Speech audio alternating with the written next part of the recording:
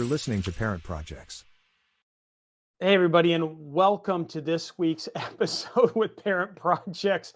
We're trying this again live, and that is always a fun way to do this. But look, the one thing that is truly live is the situation you may be dealing with if you are staring at a hospice situation for the first time. There's a lot of family dynamics, and as we close off the month of sibling rivalry, Steve Alfonsi with Royal Hospice and a whole suite of companies is going to talk to us and break down some of the experiences of what it looks like when a family is dealing with those dynamics and death is at the door. Stay tuned.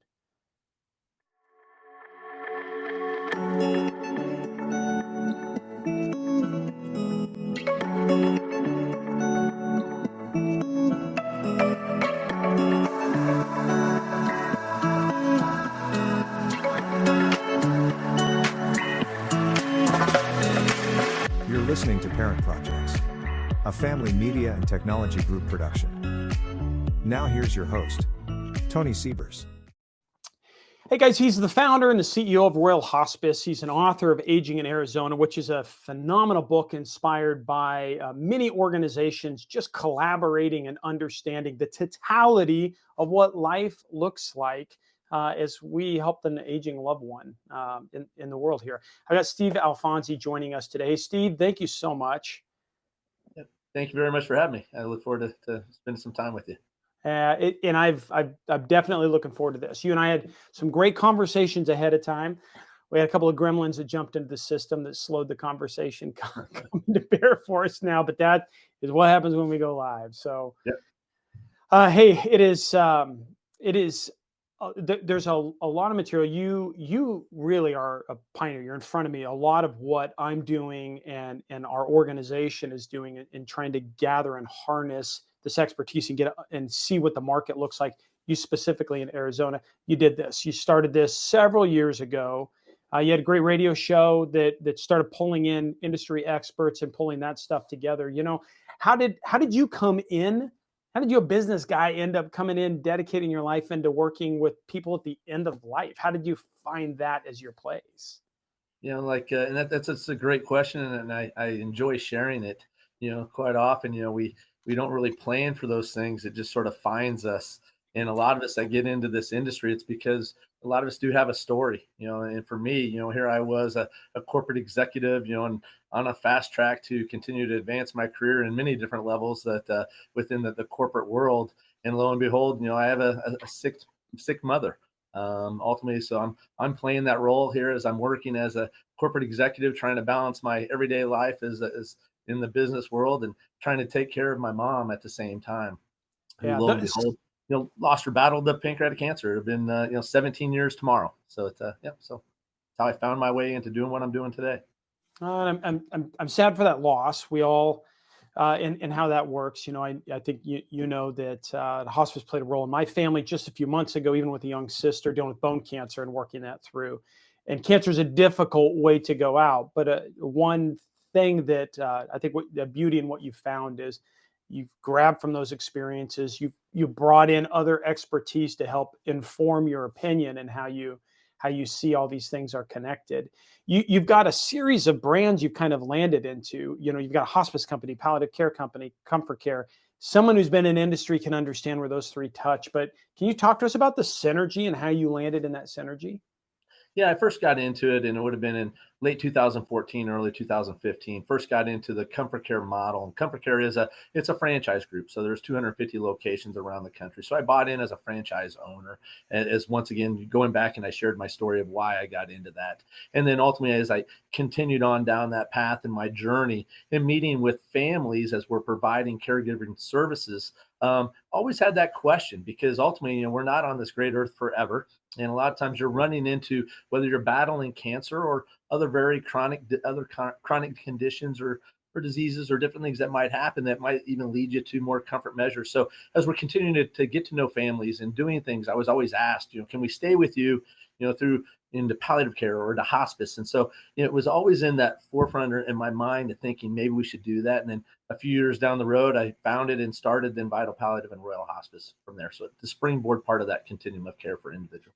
That is fascinating. Okay, so it really came down to success with patients. From my Yeah, ear, it sounds it's success with patients and yeah. wanting to keep. One thing that seems to come out, and it was for us too, is when you grab on and you find an organization or a group of people and a care team on your care team that get it right and they want it, capable of it. There, you want to keep that team going as long as possible. Do you find a lot of synergy when somebody's utilizing the same organization or generally a consortium of those organizations? Can information flow between one to the next? Does Oh, that work, or does each kind of does it have to protect or lock that off? How does that look? a little bit of both. I mean, so Okay. obviously you have the, under HIPAA laws, so Health Information Privacy Act. So, certain things can and cannot be shared within that. But ultimately, through our own disclosures, we're letting individuals know. So if they're part of our Comfort Care model and we're giving them some different services, we just sort of broach that conversation. We let them also know up front that we also have sister companies. If in fact the time comes and needed, then we can provide some of those additional services. So we let them know. But it does allow us in the opportunity because we're building these relationships, especially when you start out initially. If a person going through that model, they might start out just needing a little bit of help from mom and dad. It might just be, a couple days a week, just around some those activities of daily living, whether it be meal preparation or transfers Yeah. or transportation. So we get in there, so we start to build that relationship with mom or dad, and then ultimately, then sometimes then it leads. Then obviously we get to know the family, and so that just continues on. But through that, and we let them know up front, so we can continue to have those conversations and bringing in additional clinicians, so it becomes seamless as they continue to age. Well, and that is, I think it speaks a lot to the culture in which your organization has across the board with all of them, but it's a culture that tends to match really, really well. We're going to take our first break here. We'll talk a little bit of the culture that we do as well Yeah. here in Parent Projects, what we develop. But when we come back, despite that culture, I think one of the first places I really want to jump into this conversation and the substance here is let's talk a bit about what even a family coming through that, what are those initial challenges, some of those hardest conversations that families have to have when it clicks up to a hospice type conversation that they might run into. So stay tuned with us with Steve Alfonsi right after this. I'm Tony Siebers. I'm the founder of Parent Projects, and I'm going to take you on a quick tour of the organization. Come on. The organization is full of surprises. And if you've seen one parent project, you've seen one parent project. So generally, we just try to be mission-driven, objective, virtuous, empathetic, and dependable. We call it being moved. Come on and let me show you the inside. So our organization lives inside the Arizona State University SkySong Innovation Center in Scottsdale, Arizona. It gives us an opportunity to be around a lot of creative people. And creativity, well, sometimes it turns into trouble, but most of the time it's going to turn into quality content for you. I just want to take this moment to tell you we're pleased to have you here. We look forward to helping you. If there's anything at all that you need, please reach out. Follow us on the other socials that you like best and the platform that's your favorite. And until you and I get an opportunity to talk one-on-one, behold and be held.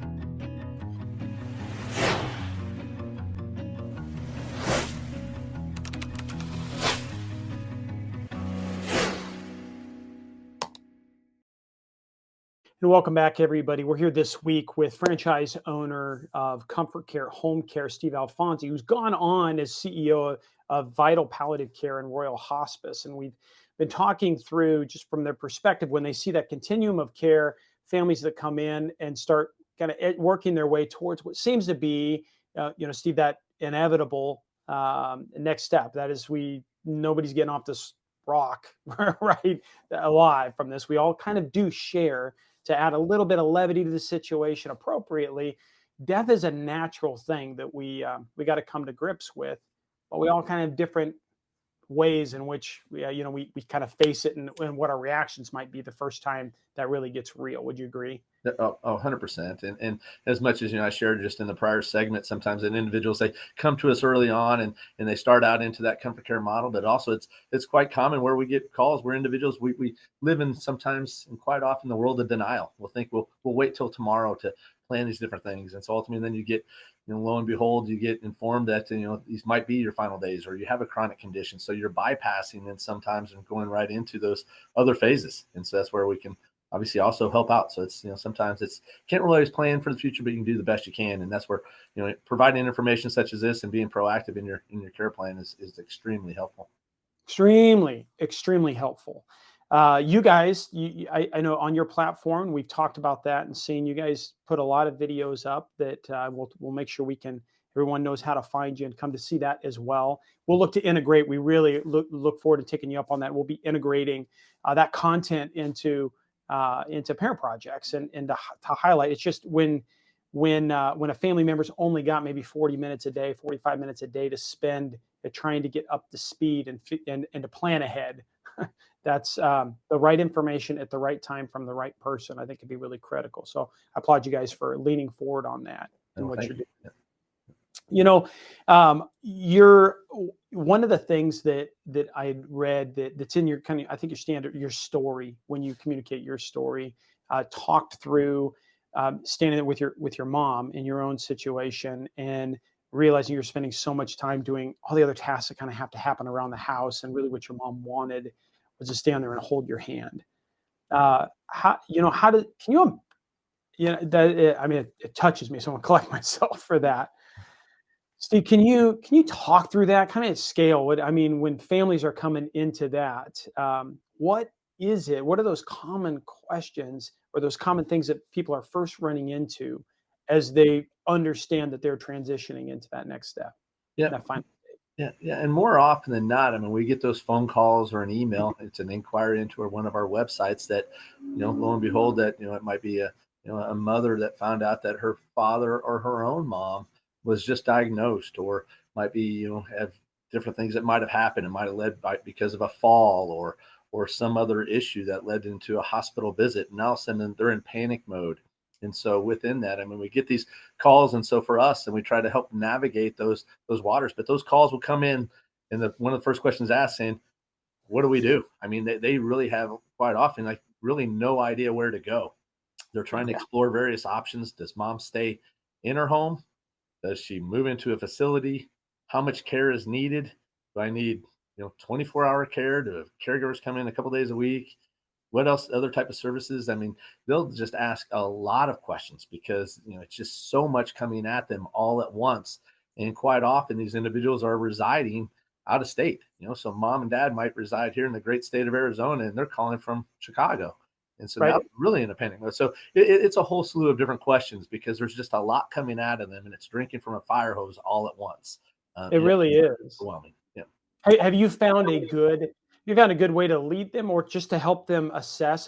That is one.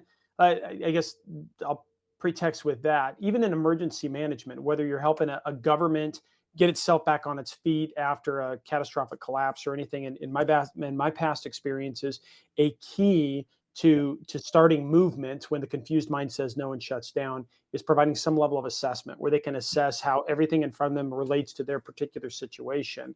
What do you guys recommend, or how do you handle those families who to them it just is a fire hose that's coming at them and it's overwhelming? Well, I'll start off with, first off saying, parent project and what you're doing is obviously it's also a great solution. So you're providing them a lot of information dating back, as you mentioned early on, years ago, I was doing a radio show and co-authored a book, and it talked along the same thing. So it's trying to get enough information at your fingertips, how we also handle it within our own organization. So you have a very dedicated and qualified team, and we just start that conversation, just trying to ask a lot of different questions.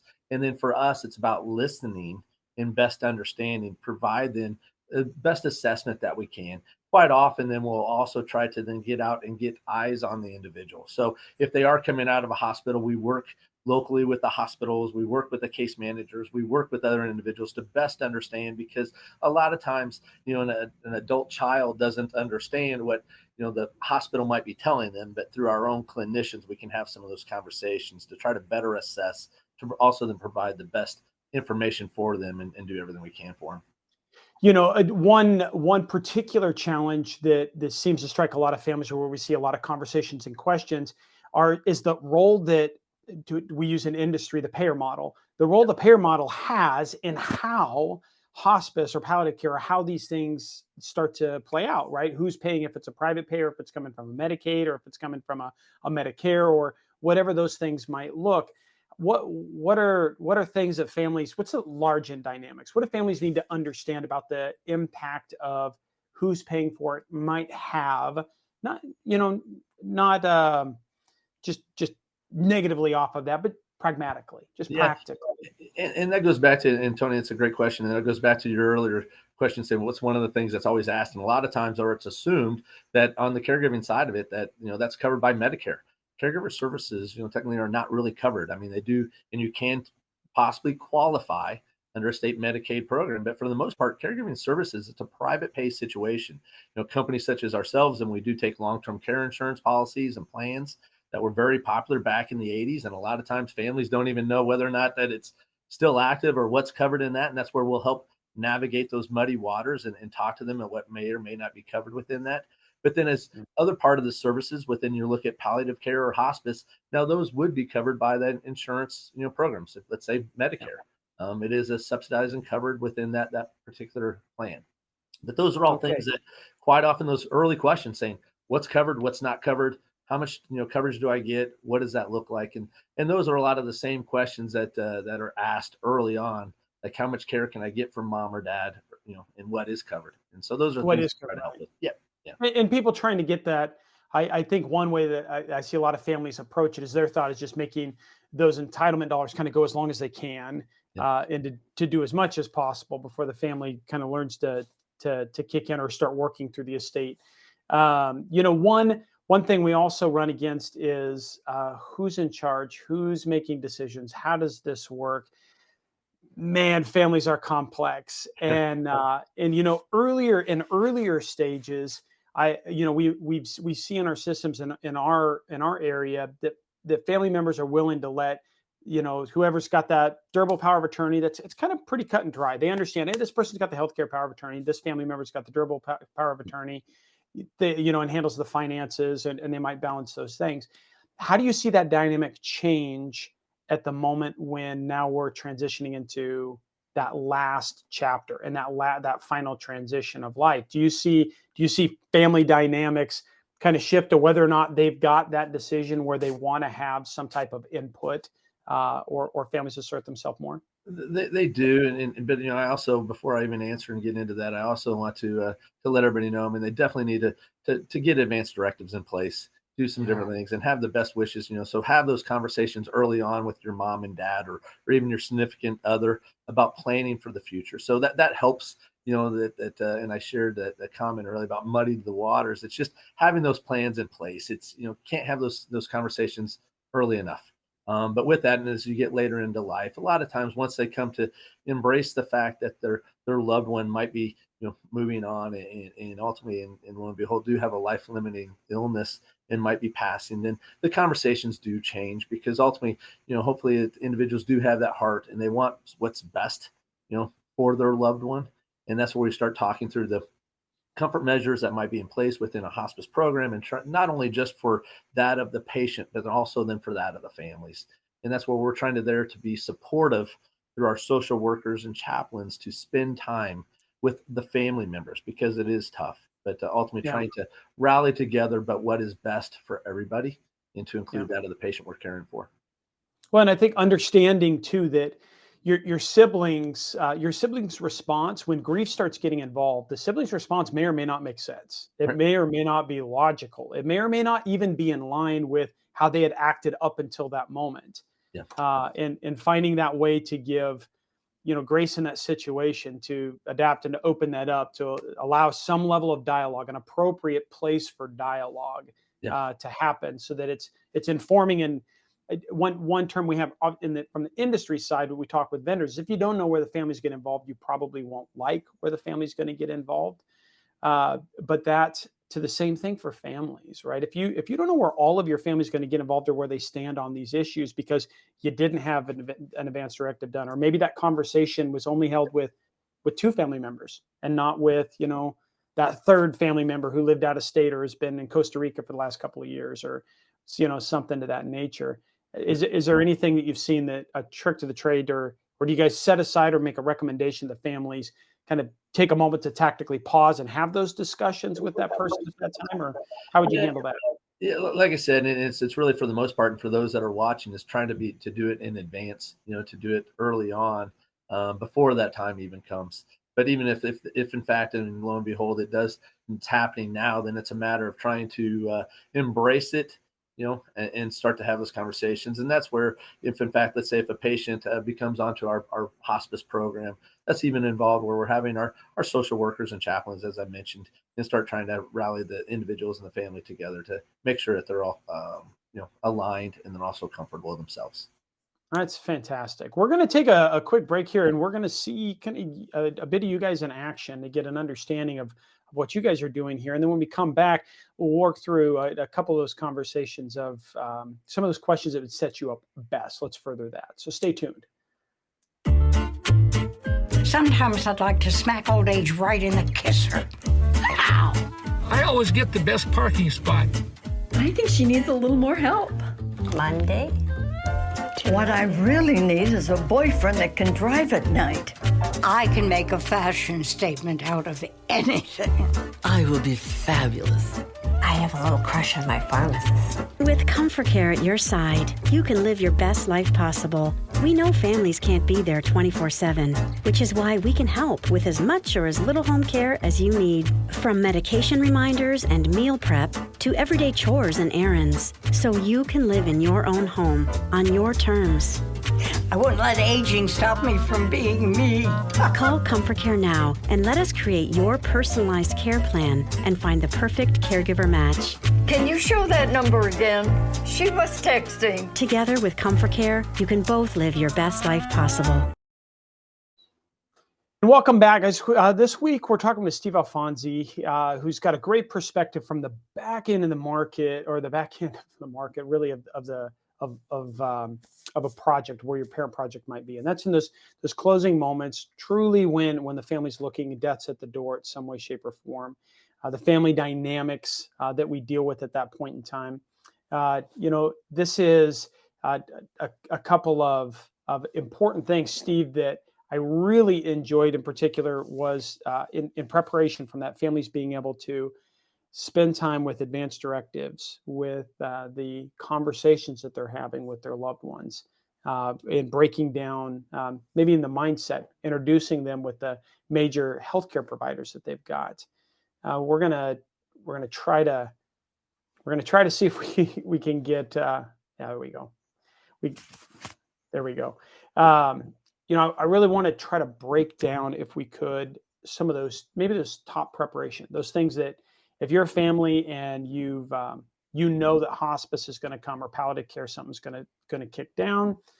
Well, let's talk through some of those key conversations that you could have as a family to maybe knock down the emotion of it while you're on the spot having to engage that person up front. So advanced directive. Let's lock and load there, Steve. Yeah. How do you guys use an advanced directive? What does that really mean for companies like you guys, and once you get into palliative care and hospital, or maybe even comfort care too? Yeah, it even really starts early on. So it's like, what are mom or dad's, or that individual, what are their wishes? And so ultimately, so sometimes we find, and we had that conversation prior, so is it to remain and stay in their home, so as they age, or they might have a setback, such as a fall and come out of a rehab in a hospital. I mean, are they wanting to go into an assisted living community, or are they wanting to stay in their home? And those are some of the most important things. Along with that, outside of the other clinical aspects, whether to be on life support, or different things that might be associated to that, or seeking curative treatments. If you're diagnosed with cancer, sometimes individuals saying, I don't want to go through all the chemo and radiation. I want to prefer to go on to hospice. And those are the conversations that it's really important to have up front, because sometimes, and even such as myself, and you shared about, my mom who, passed away 17 years ago tomorrow. She had pancreatic cancer. And so she chose, she didn't want to go through, she knew that it was an uphill battle. It's a very low survival rate with pancreatic cancer. And so once diagnosed, she only had a few months, and she didn't want to spend all of her final days and weeks going through the very hardcore chemo and radiation. And those are conversations within that advanced directives. And we quickly went into more of those comfort measures. And then with us, it's about spending time as myself as being a son to her, holding her hand and trying not to do all those different types of caregiving types of support and bringing in additional help that can play that role, that are, such as our agencies that can do some of those clinical aspects and doing different things and let the children be children to their parents that might be passing. So those are all part of those dialogues and conversations that can be part of those advanced directives. Yeah, in the conversations around it, I know it in cases that we've seen, and actually in personal cases as well, that advanced directive, there's some documentation that will take that and then even add a layer. So, for instance, in my own family, a part of what was really important to her was, despite where she may go in caregiving, she wanted to return home to pass. It was important to her to pass in a particular way, and how that was going to happen. And that's not, the advanced directive played a role off of all of that, but we've had great conversation. We had Otto Schill on here, and an attorney that really broke down the importance in that conversation of understanding what's not just written in the letter. To the letter of it, it is having a conversation to understand what their intent is beyond that. Because sometimes that's a standard template that they may have picked up, and it doesn't by far handle the majority of the little, what seems like a small decision, but they really have pretty big impacts, especially in those final moments. Yeah. And those are key things. And as you mentioned, that it ties back into that sibling challenges. So it's like saying, mom or dad may want this. Well, a lot of times in mom or dad, it's written about what their wishes were within those advanced directives. So it helps guide those adult children to figure out what is best for them. And going back to that, here's an example. Just yesterday we been dealing with a family that we're providing care for for their father, and who, lo and behold, had a setback, went to the hospital, was living in an independent living community, but then ultimately then found out as it just went to the hospital that has unfortunately is going to be needing to go on hospice. But here's where we can step in. But within that, the family got involved and found within their will and different things like that, wow, dad wants to really go back home. It was written in there. He wants to pass it home. So now we're helping to coordinate to get dad back out of the community, into the senior living community, but now back into his home. But the good thing about services such as us, we provide it. We go to wherever home is. And so we're providing care in the assisted living community, independent living community, but now we'll transfer that care and get him back home to where then he will spend his final days. Yeah. Or even, we even in our case, some of that hospice pushed into the hospital, and making that transition happen off of that side, and making that work really smoothly for us and that care team.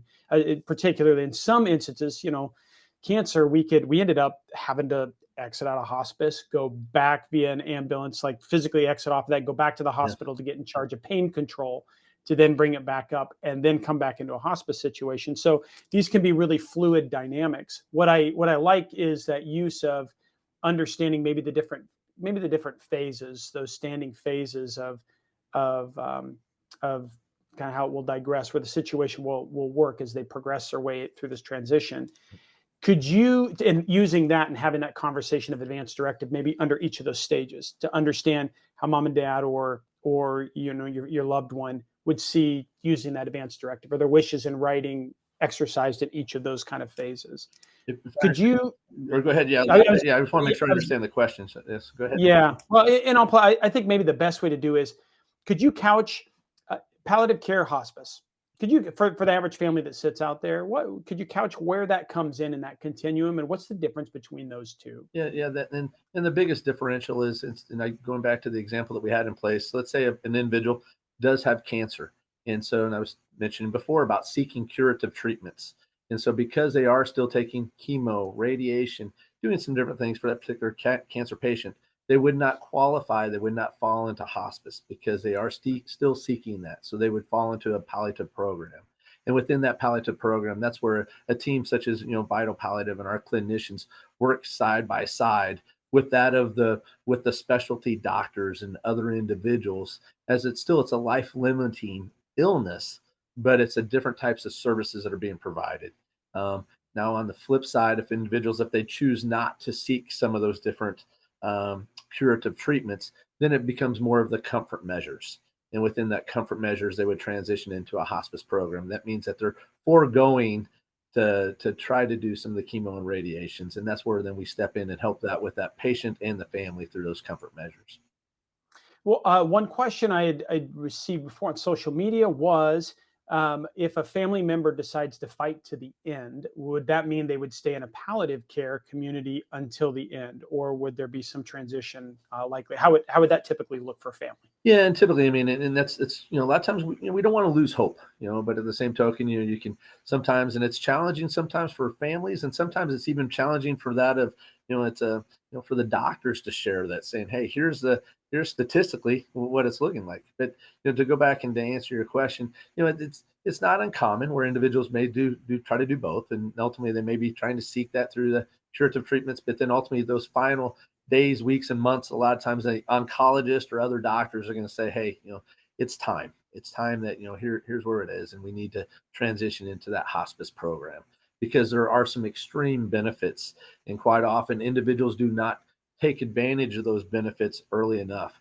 And one of the things that we hear more often than not is that, wow, we wish we would have went on to hospice sooner, because of the strain and aggravation. And not to say that individuals not to lose hope and not to do those different things, but it's very common. And unfortunately, when you look at statistically, that individuals just do not go on to hospice early enough. And that's why the length of stays are as short as they are. But I do want to make sure and stress that a lot of times it's very common, individuals saying, wow, we just should have done it sooner. Yeah, one of the things that I also see or have heard people talk through there is that bump up once. Oftentimes, when a patient hits into hospice or starts into hospice, there's a bump up across the board in general, right? There's that kind of last push, and it is something that sometimes it provides an unexpected reprieve to families that have watched this suffer in the fight and the difficulty and all those things. And then they hit the hospice pipeline. I don't know that it's for everybody, but there's this kind of bump in this softening of things around the board. Can you explain that or talk through what that dimension looks like? Yeah, and a lot of times, I mean, keep in mind, depending on the situation. So, let's say if it's an individual that's not getting a lot of care, and all of a sudden then they go into hospice.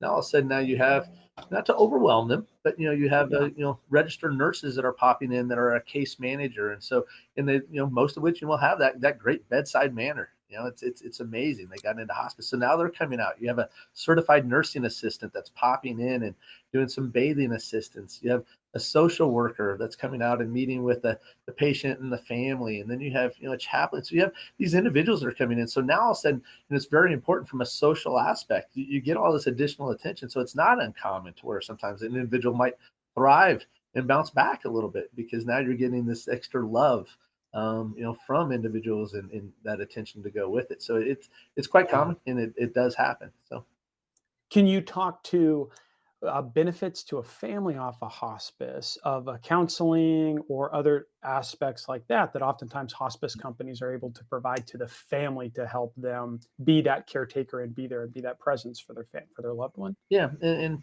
as much as the care that we provide, let's say under Royal Hospice, as much as it is in those comfort measures for that family, but yeah, there's the team of individuals such as that social worker and chaplain to try to prepare them and to talk through the various things. And it goes back from their historical, their history of as far as learning a little bit more about mom or dad or their loved one, and so spending quality time and preparing them for what's next. And so Yeah. that part of it is a key component, and it doesn't end even at the time of death and the passing of their loved one. It continues on through a bereavement program. And so in fact, even we just had an annual celebration of life where we got together and we had individuals that we brought in that we provided services for over the past 12 months and brought in their families to recognize and remember. And so we did that as just a little bit of a give back, because everybody will continue, not everybody, but a lot of times will continue to suffer throughout those remaining days, weeks, months, and even years. And so we even do some of those different things, and those services are still provided through that bereavement and grief program. That's fantastic. And those I can really see. It's when we've heard of things like that have stepped up, where families really afterwards are like, oh my gosh, like this, Yeah. we should have done this earlier. Yeah. This would have should mom should have done this. Mom would have done this earlier, right? And those conversations, the families maybe talk mom Yeah. in the waiting, or dad in the waiting. Yeah. And they can share it with other families. I mean, so they're all there together. So they're all going through a lot of the same things. It may be different stages or phases, but a lot of times then it's great to have, to compare and to talk through stories. And we even at Royal Hospice even provide, we call that royal remembrance. And we even provide, a little royal bear. And so a lot of times, the families are picking out the type of what mom or dad's type of, favorite type of colors or cloth. And we're creating these little keepsake bears and different things too. So just trying to, it doesn't end even at the passing of their loved one, and neither do our services. So we try to continue on to try to provide that support for them. That's a great understanding. And I appreciate you, opening that up and provide that perspective of what that does into the family. You've been pretty candid. It's not easy. It's difficult. People come at it, and a lot of people end up coming at you probably underprepared, severely underprepared. Our hope is to prepare more and more people as they come to you, so that that's a smoother transition. They understand what to expect and how to make the most use of you. Steve, how can where can people find you guys? Where can they get more information if they want to follow you guys and or have conversations with Royal, Vital, or Comfort Care? Yeah. So we brand ourselves as 3 different entities. However, it all rolls up into one big umbrella. And part of the reason, before I share where they can find us, but we do that because we understand, just like we were talking about, being a little bit in denial. And sometimes it's saying, hey, if you're talking about caregiver services, you want to try to keep far away from that of hospice or vice versa. So a lot of times, we brand ourselves separately. But within that, since we were just talking about hospice, you can find us at royalhospice.com. And I can provide, the phone numbers, probably will pop up onto the site, or I can provide that, or vitalpalliative.com, or along with that is comfortcare.com. And our location's comfortcare.com/Scottsdale. So you can find us on the web. And the phone numbers are probably provided, but I'll rattle them off quickly as well. So for the big part, you can always call into the Comfort Care at 480-998-0668. And you can even just start there, but any one of the staff members can point you in the right direction. Wonderful. You look, just kind of recapping against that and some of those important conversations to be having, ahead of time when you work through, looking at those advanced directives, maybe, couching the conversation. If your family's having a difficult time comprehending and understanding what's going on, break down the differences, make sure they can understand the differences of what that home care is in the front end, when we might see a palliative care, when hospice might come in, and that everybody's got a level set of those things. It's a good opportunity. We might encourage you to, as the same way we talk with families about knowing those ADLs and understanding those activities of daily living in order to know how your payer models work, or what's going to get paid for, or how you start utilizing those services at especially the home care level. Yep. It's important to probably have those conversations, about the advanced directives or what your loved one's wishes are. Maybe a good starting point is within those areas when they're at home or in a home care kind of environment, maybe when they're in the fight, and really just trying to be comfortable in that fight and longevity of life. And then perhaps once they've understood that transition is going to happen, embrace that with a hospice side, how they would like to see that there would be a great way to start tackling those conversations. Steve, what I might also ask, if a family's having a hard time talking about this, what is it what can you guys do to help them have that conversation? Yeah. And sometimes I think that individuals, if it is, have a hard time personally within themselves talking about it. I mean, it's just that, we're more than glad to be involved. We have individuals that will come into your home. We call that within a sofa visit, and it's never a pushy, it's a free, type of service just for us to come out and to be part of that dialogue with you, and to try to help out the best way we can. So I always ask and say that, it doesn't cost you anything, but maybe just a few minutes of time just to reach out and start having that conversations with us, get us involved early on, and we'd be more than glad to help out. Yeah, without a doubt. I just genuinely appreciate what you do. Personally respect, especially that end of the marketplace, the piece your industry provides in there, and the fact that you're reaching out to so many families, trying to help them understand what that is and make the use of it. Man, many blessings onto you and to your companies. You continue to go forward. We look forward to having you back on the show sometime to talk more. Yeah, thank you very much for the opportunity. I appreciate it. Take care, Tony. You too. Yeah.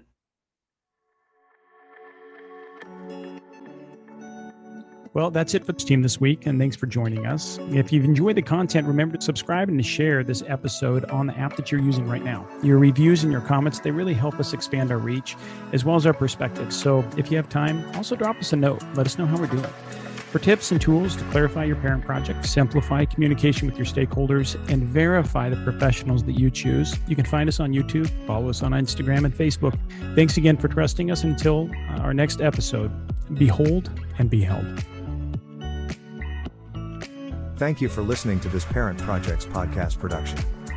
To access our show notes, resources, or forums, join us on your favorite social media platform or go to parentprojects.com. This show is for entertainment purposes only. Before making any decisions, consult a professional. This show is copyrighted by Family Media and Technology Group Incorporated and Parent Projects LLC. Written permissions must be granted before syndication or rebroadcast.